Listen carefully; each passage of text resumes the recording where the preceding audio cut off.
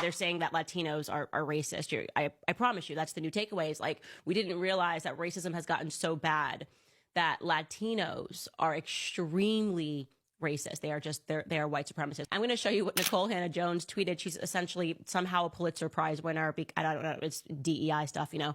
But this is what she tweets, these tweets following the election. This is her diagnosis of what's happened and how they lost.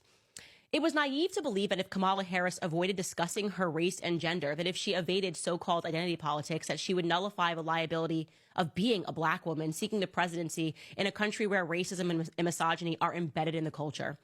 This is a country that responded to a multiracial electorate sending the first black president to the White House with a minority of the white vote by electing an openly white racist man over the person who could have become the nation's first woman president.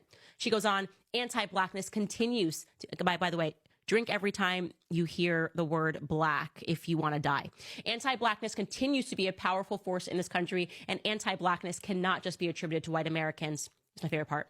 The shock about the significant increase in Latinos choosing Trump with his anti-immigrant rhetoric, family separation policy, and insults of Latin countries over a black woman tells me too many people fail to understand that anti-blackness is deeply embedded in Latino cultures as well, and that the interests of those who are part of that very large multiracial, multinationality Latino category are not, and not ever have they been necessarily aligned with those of black people, simply because many white Americans do not consider them to be white. This is why, as I argued in my essay on the color blindness scam, that we must stop lumping all non-white people into a single of color group.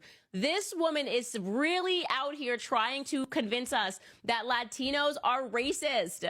She's like, they're just racist. Like, this is amazing. And it's like, how is that going to work for you? How, if that's going to be now the adjusted approach, like you just keep calling everybody Hitler, everybody racist, and it just keeps the party of Hitler and racism just keeps getting bigger and bigger. And now you've arrived at like, yeah, no, the Latinos, they're racist too. These Puerto Ricans, these Dominicans are racist too. That's the problem.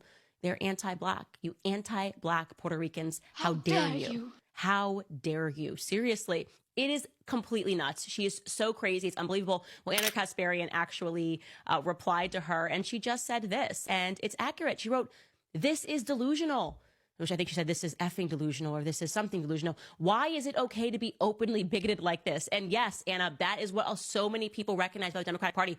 They scream racism when in fact they are the racists. They just cannot process how a person might be able to think beyond their skin. Maybe they don't realize that people might be thinking not with their skin, but with their brain. Could you imagine people thinking with their brains? Yeah, no, not this woman, not Nicole Hannah. She's like, no, absolutely not. They everyone's just becoming increasingly more racist, and we're going backwards. And before you know it, we're going to blink, and we are all going to be enslaved, this time by the Puerto Ricans, okay?